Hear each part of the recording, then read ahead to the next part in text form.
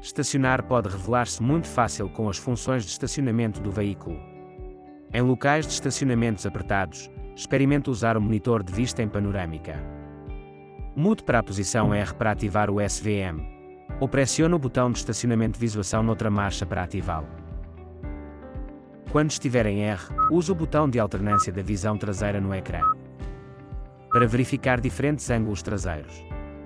Noutras marchas, use os botões de alternância da visão dianteira e traseira para ver tudo o que o rodeia.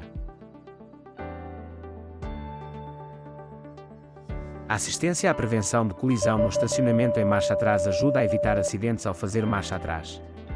Prima sem soltar o botão de segurança no estacionamento para ativar ou desativar a PCA. Quando um objeto ou peão for detectado durante a marcha atrás, receberá um aviso e os travões serão acionados, se necessário, para evitar uma colisão.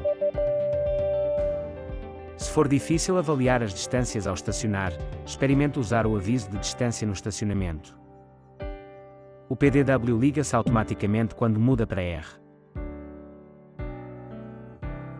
Se mudar da marcha atrás para a marcha à frente e a sua velocidade for inferior a 10 km/h, premir o botão de segurança no estacionamento ativará o PDW frontal.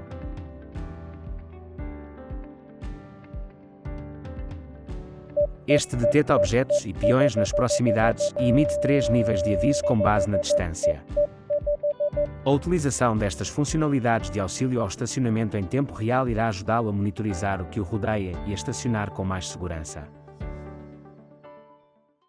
Kia. Movement that inspires.